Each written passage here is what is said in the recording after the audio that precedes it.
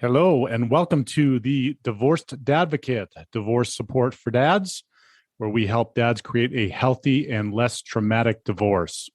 My name is Jude Sandoval, and I'm your host.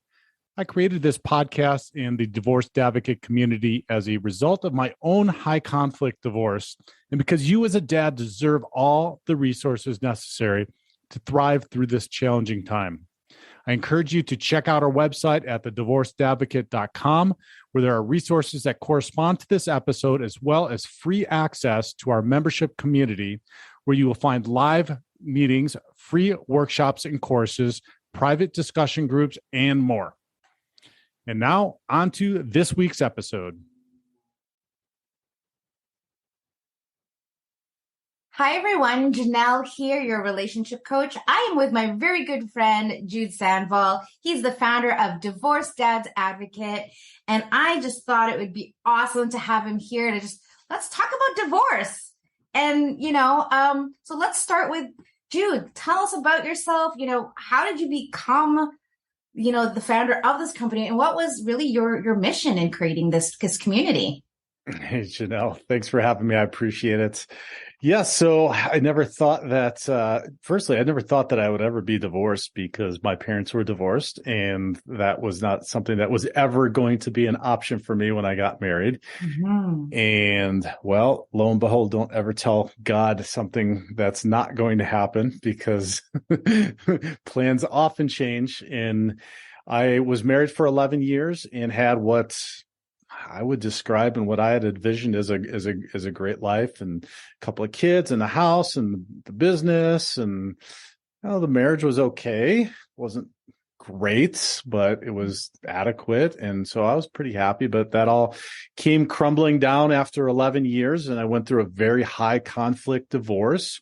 And the subsequent 9.5 years since have been very tumultuous and argumentative. And we've been in and out of court for most of that time, and have spent multiple six figures in this entire process, which is absolute insanity. And what I finally came to after going through all of this and a couple of years ago was that there are some resources out there for divorcing dads specifically, but there's just not a ton, and there's definitely not a one place for them to stop and find that. And so being the father of 3 daughters who were 6, 4, and 2 when we started the process, and who are now 16, 14, and 12, wow. I've kind of seen the whole thing from beginning to end, and wanted to provide a resource for dads where they can come and be in a community that's going to help them, whether they're contemplating going through or post-divorce. Yeah. So what was that like for you? It sounded like this was a very painful time in your life, and you were looking for support, and it sounded like it was not easy to get the support that you were looking for. Well, I don't know about you, but I've never talked to anybody that said divorce was awesome. My divorce was awesome. It was so easy and no problem. And I had no emotions around it. And the breakup's been great since, and co-parenting is perfect. And so, yeah, I never hear that. I don't know about you. And if anybody listening has, please email me, because I want to do a case study on it. Well, I mean, we're talking about our own divorces. Mine actually was like that. However, I have to say, so we were together. I think it wasn't a long marriage, first of all. I think we were together for about 5 years and married for about almost 3. Okay. But you know what? I almost knew like the day we got back from our honeymoon. I'm like, the warning bells already started to go. And so really for me, what didn't work was that I had certain expectations, and I was very clear about what those expectations were. My parents had a really great marriage. And so that's what I envisioned for myself, right? These parents who, they had a business together. They went to church together. They did everything. Everything was about family. It was beautiful. And that's what I wanted. And so, those were the promises that were made. And it was like almost as though we came home from our honeymoon and he was like, I'm done.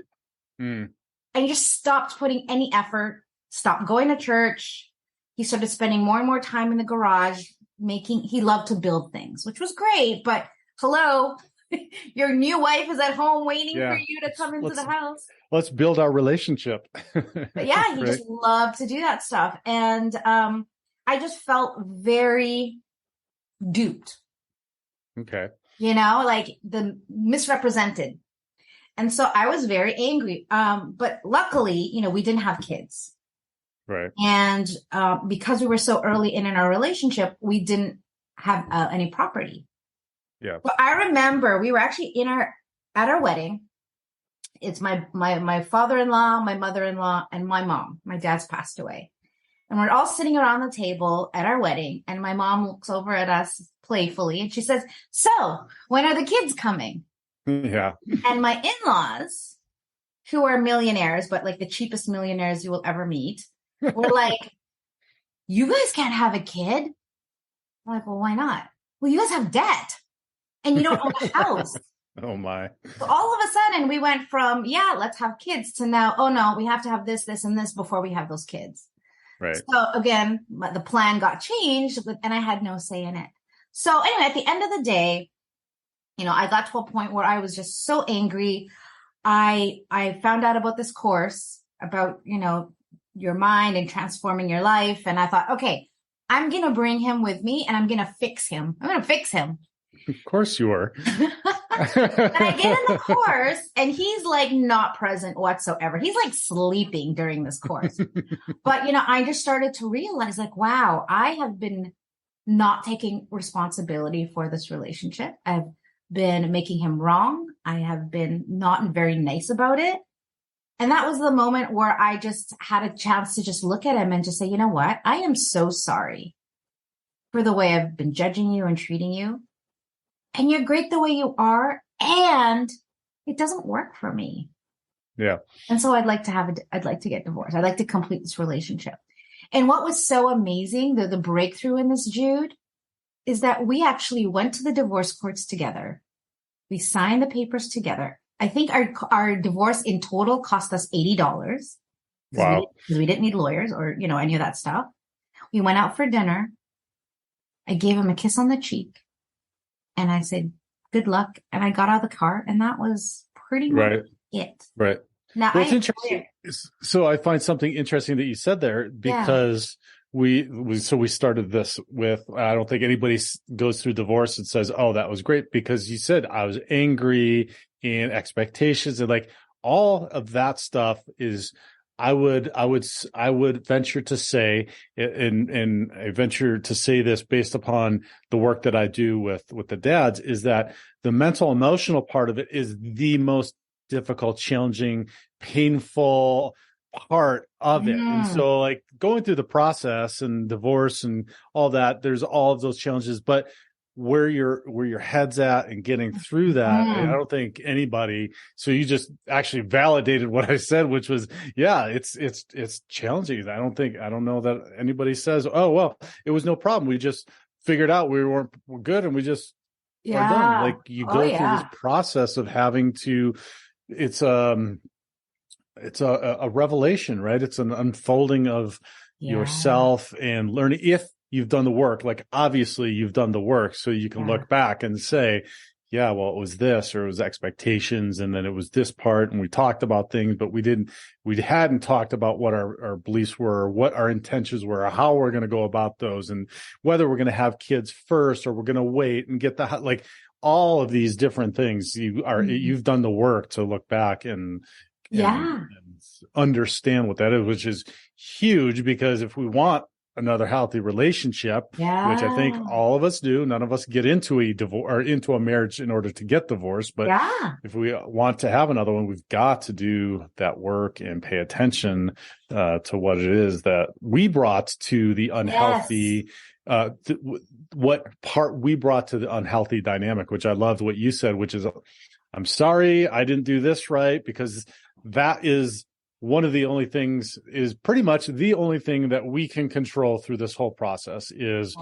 our emotions and how we show up in our behaviors through the Yeah. process, because we don't know how somebody else. And so maybe that's a good message for men or women listening, because you and I were just talking about the different way that men and women go through the Yeah. breakups and divorce or whatever. But if you focus on yourself, that's going to Yeah. make things a lot easier, because if you start thinking about the other person, trying to fix the other person, try to control the situation, Yes. perpetuate the unhealthy Yes. dynamic that's going on, it's just going to be a complete, Yes.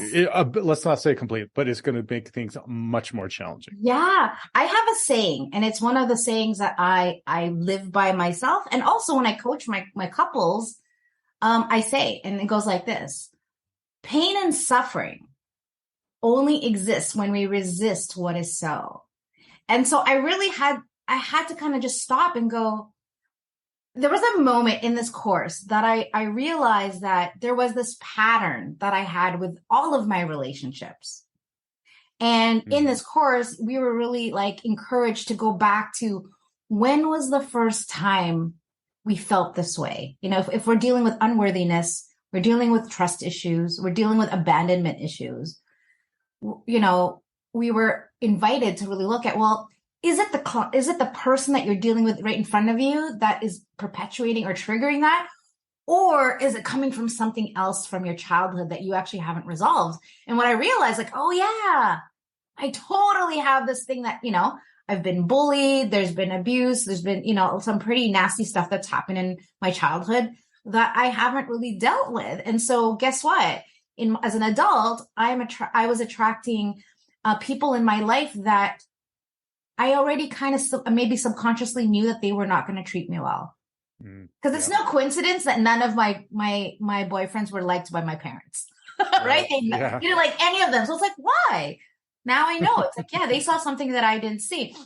But to your earlier point, I think what's so beautiful about, you know, what we just talked about was that, yeah, when you have a third party, when you have support, when you have someone else to kind of be an observer of you looking, you know, they're outside looking in, there is so much gold that you can find when you're so close to it. And even for me, even as a coach, when I'm dealing with my own stuff, sometimes it's really hard to kind of detach and look at it objectively. Right. Yep. And that's why we have healthcare professionals and coaches and people like us who really, really, you know, have a specific kind of listening and a specific kind of viewpoint and experience in all of this.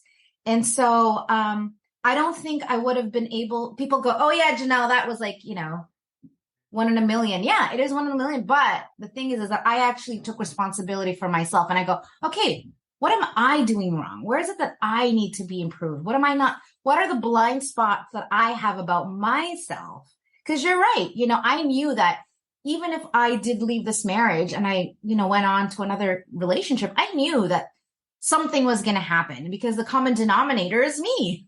Right. Well, and I love what you just said about the common denominator being me, but also then if you're doing that, wouldn't you say that the pain and suffering then becomes optional? Because if you're focusing on that, and I say this having done the opposite of what you did. So I didn't do the work. I didn't make the effort. I didn't understand that what part I brought, the relational, unhealthy relational dynamic, and I just perpetuated it, which then that perpetuates the pain and suffering. If you do what you just described and what we're talking about in trying to identify that, focus on yourself, know what these triggers are, what your emotions mean, all that stuff, then you have the choice of whether that becomes pain and suffering. Yeah. And I would say that it doesn't, because then you're making a choice to move in a healthier direction. Now, that's not to say that it's not going to be painful having this stuff come up or dealing with childhood trauma or any trauma or anything that might, or abuse or anything else that may have happened in your life. It's just to say that you're making the choice of what you're going to do with that. Yeah. And if you're moving that towards an intention that you want, which might be a healthy relationship or just be healthy or whatever it is, then the pain and suffering becomes optional. Yeah. Yeah. And I think a lot of times it's because we resist what's happening, right? Especially when you're the one who's being divorced, like you had no choice in the matter. Mm-hmm. right? It's so easy to go, no, this shouldn't be happening. And we gotta fix it. And a lot of times it's too late.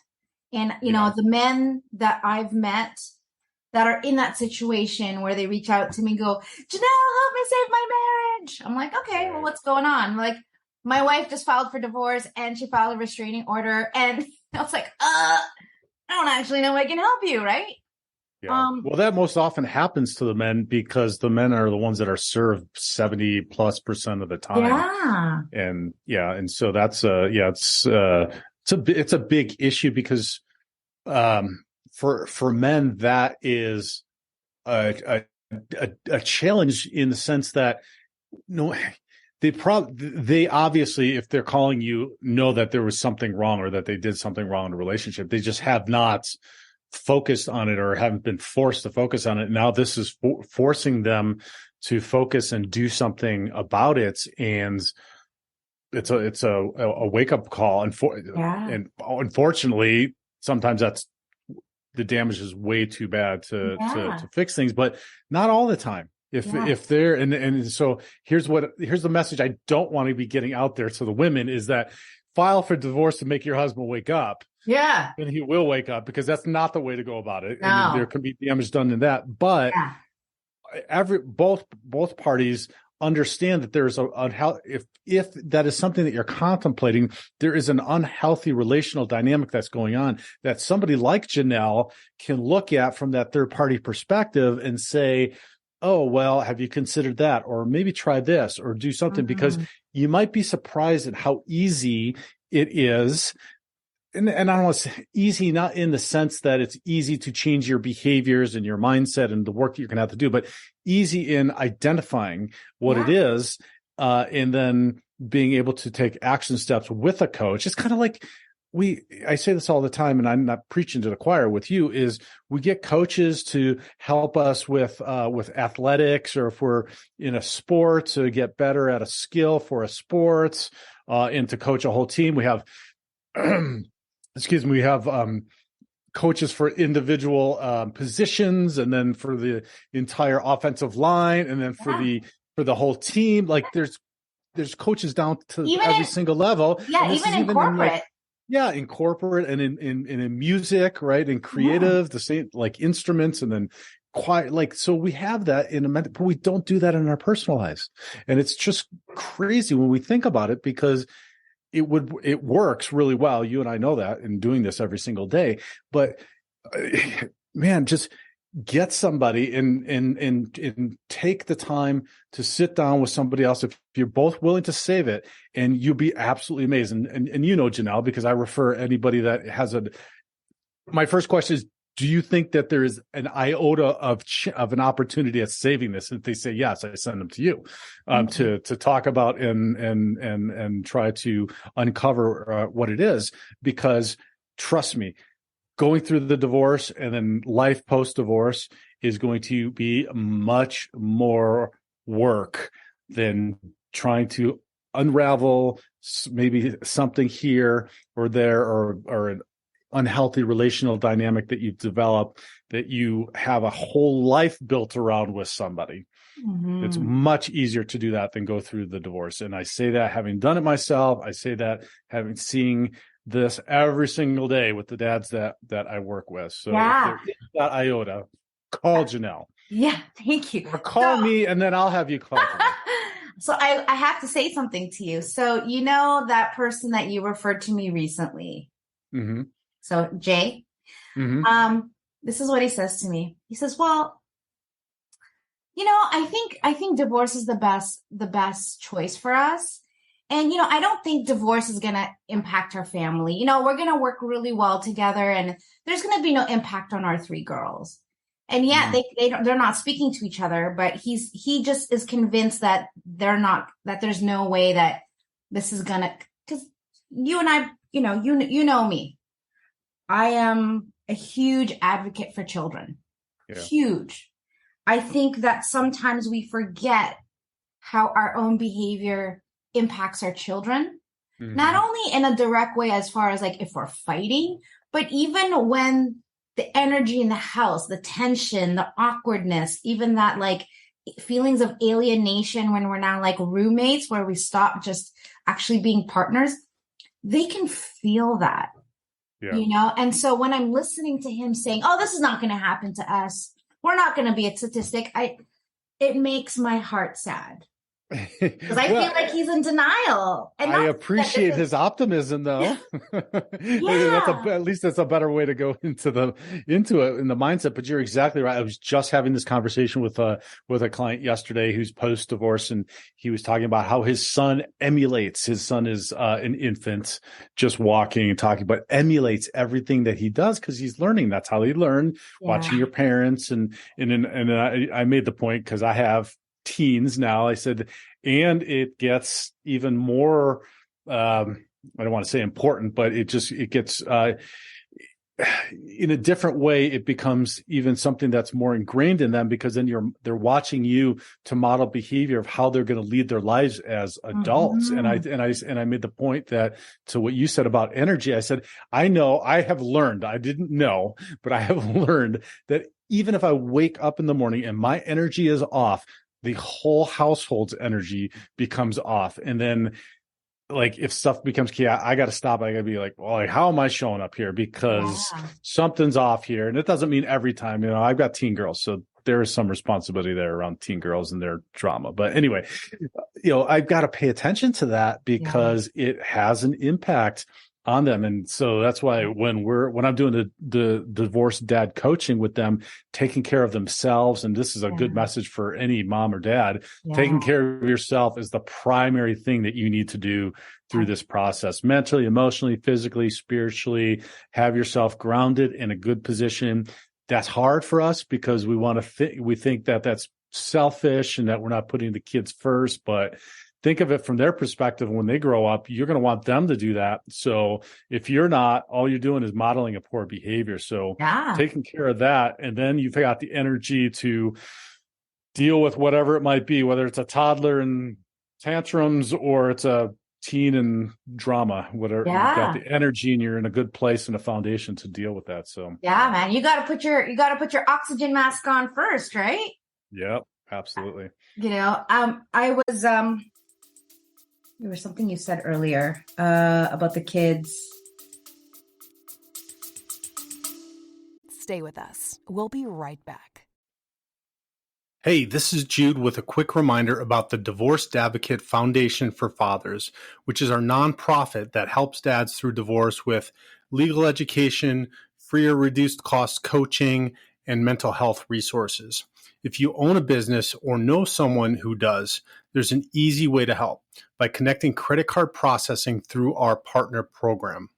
Part of the fees go straight to the foundation with no added cost to the business, and 98% of businesses are actually able to save money on their processing fees. It's a win-win.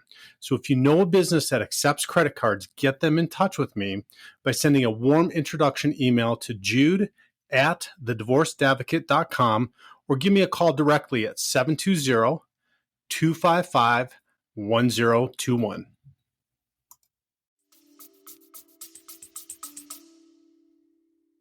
Well, the impact, what you said about the impact on the kids is, it's just, they're going to go through, this is going to have an impact on the kids. And so I guess the point I want to make is, if you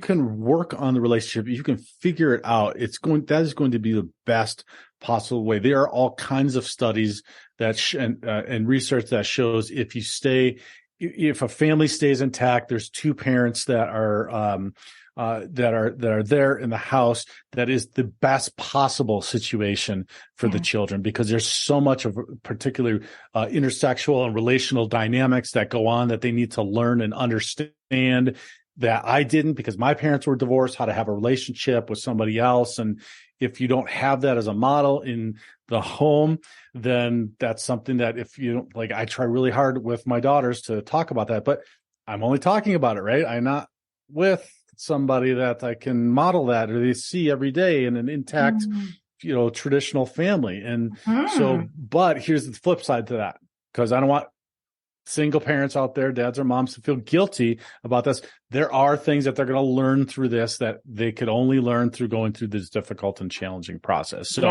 it's not a lost cause, but if you can, it's the best case scenario to stay in that. And his pie in the sky, idea about, it's going to be different. But there are different things that they can learn. And hopefully if they're both conscientious and aware and pay attention, that they can mitigate some of it, but it's going to create challenges. For sure. I think one of the issues that I see is that people just see divorce as an actual, like it's a real option before even things get to that point. It's kind of this easy back door, and so what I hear a lot of people go is, well, either we stay together and we fight or we get divorced. And for some strange reason, that's the only two options people can see. Like, really? Have you thought about this other thing called, maybe getting some help? Right. I just find communication skills. Learning how to communicate. It just boggles my mind that people think that those are the only two options there are, and that they would rather go and spend tens of thousands of dollars and spend all these hundreds of hours in court proceedings and throw money at a lawyer than actually do the work and be vulnerable. And I get vulnerability is not easy, but man, we're in this culture of just, immediate gratification. I just want the pain to go away. Then actually really going, okay, well, what is it about me that I'm in a situation? Can we talk about that for a second? Because I think that's a huge point that you just made about the doing the work and about the communication. And we've normalized divorce as an option. And that's the sad thing about our society, is just become normalized. It's just like, oh, okay. And there are huge impacts. And we're not talking about the impacts. We're not talking about what it's doing to society. We just have normalized it. And we're like, okay, now how do we deal with it? Which is so wrong, but that's a whole nother podcast episode. But what you're talking about with the communication, because if you could, and I know you do this because I've been able to personally do work with you, but if you can hire somebody like a Jeanell or a coach to work on that, no matter what else is going on, if you have an effective way that you can communicate what it is. So whether it is an unhealthy relational dynamic, it's going to be tied to something, and you're going to have triggers that come up. If you're doing two things, understanding that something's going to come up and being aware of it, and then effectively communicating, there's nothing that you can't get through. In this. And so spending the few thousands of dollars to work with a Jeanell or a coach in order to learn that skill. And I would say that would be like the one primary skill. That's what they like. Divorce prep should be just all about communication. Just how to communicate, because you're never going to be the same person. You're going to always have triggers and emotions that come up. It happens over time. There's no end, there's no end zone, right? You're not going to just finally get to maritable or relational bliss, and you've hit scored the touchdown, and top of the mountain, and that's it, and you're done, right? I've climbed it, and we're just gonna like float around in the clouds together forever, right? It's never going to happen. You're going to it's always because life's going to come up, and you're going to have challenges. You're going to have sickness. If you can learn that communication and how to work through that, then if the triggers come up or the childhood trauma or whatever comes up that you got to deal with, you have a way in which to do it. And that is like what you said, that's so huge. Yeah, it's so true, because thinking about my own divorce, I really realized that it was all my stuff that I was dealing. Yeah, he was doing his thing and I was very upset about it, but it was all my triggers being, rattled. And so here's what I would like to say to the people out there that are considering divorce is that you got to start with us. We got to start with us. If we are not happy with ourselves, we don't love ourselves, we have no self-worth. We have no confidence.